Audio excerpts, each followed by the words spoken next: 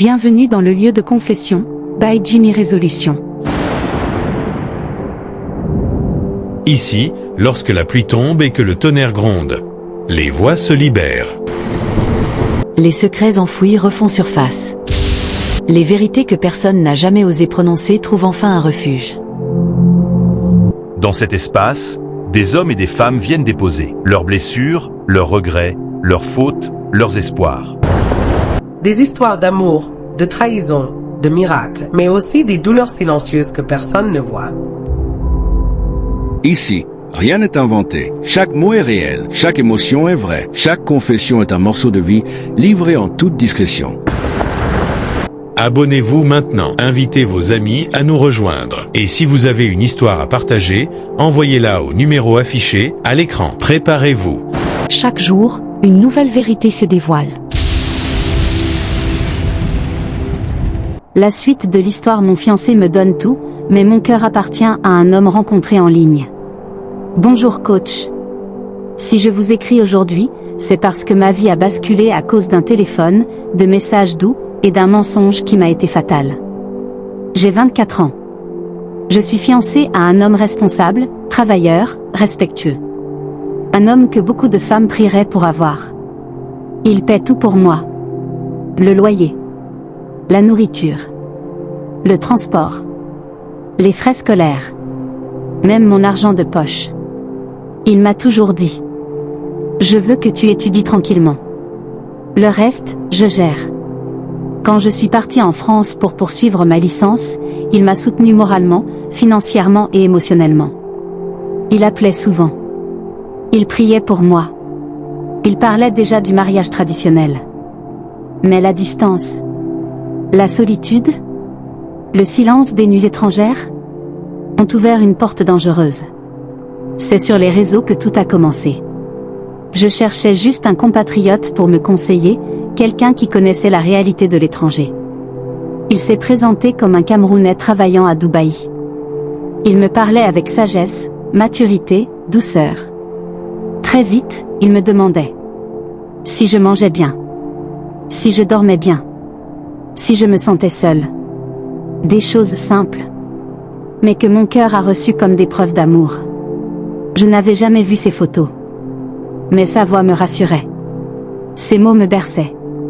Sans m'en rendre compte, je suis tombée amoureuse d'une voix. Il m'a parlé de son âge, 33 ans. Il m'a dit avoir un fils de 12 ans au pays. Il m'a parlé de projets sérieux. Un soir, il m'a dit « Si ton premier enfant est avec moi, je t'épouse ». Ces mots ont frappé mon cœur comme un tambour. Il me parlait du Canada, d'un nouveau départ, d'une famille basée sur l'amour et non sur l'argent. Et moi, pendant ce temps, je devenais froide avec mon fiancé. Quand il appelait, je répondais par obligation. Quand il envoyait de l'argent, je disais merci, sans joie.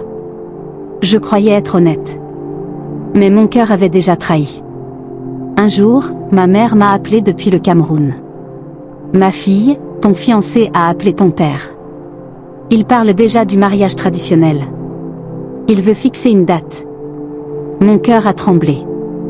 Comment expliquer à mes parents que mon cœur battait ailleurs? Comment dire à ma mère que je rêvais d'un homme que je n'avais jamais vu? Mon père, lui, était heureux. Il disait « Cet homme te respecte. Il investit sur toi. Ne joue pas avec une bénédiction. » Mais moi, je jouais. Un soir, le gars de Dubaï m'a proposé un appel vidéo. J'ai hésité. Mon cœur battait fort. Quand j'ai décroché, c'était mon fiancé. J'ai crié. J'ai pleuré. J'ai failli m'évanouir. Il m'a regardé longtemps. Puis il a dit calmement. J'ai senti ton cœur partir. Je voulais savoir jusqu'où tu pouvais aller. Il m'a expliqué que tout était faux. Le travail à Dubaï. L'enfant. Les projets. Il voulait tester ma fidélité avant le mariage, pour éviter un avenir bâti sur le mensonge. Le plus douloureux, c'est qu'il a tout raconté à ses parents. Sa mère a appelé la mienne. Les deux familles ont parlé. Ma mère m'a appelé en pleurant. Ma fille, pourquoi as-tu fait ça? On nous a humiliés. Mon père ne m'a plus parlé pendant des jours. Quant à mon fiancé, il m'a dit: je t'aimais assez pour te tester. Maintenant, je dois réfléchir si je peux te faire confiance. Je suis toujours en France. Je n'ai plus de fiancé. Je n'ai plus de certitude. Je n'ai plus de paix. J'ai compris trop tard que l'amour virtuel peut détruire le réel. La fidélité commence dans le cœur. Et que certaines bénédictions, quand on joue avec elles, disparaissent. J'ai cru aimer un homme à Dubaï, c'était mon fiancé qui testait ma fidélité. Ai-je mérité ce test? Le fiancé a-t-il eu raison d'impliquer les familles? Peut-on reconstruire la confiance après une telle trahison? J'attends vos conseils en commentaire. Abonnez-vous au Le Lieu de Confession. Parce qu'ici, les histoires enseignent, et les erreurs sauvent d'autres vies. Tita, Ogano, Mbiendate, Atinene.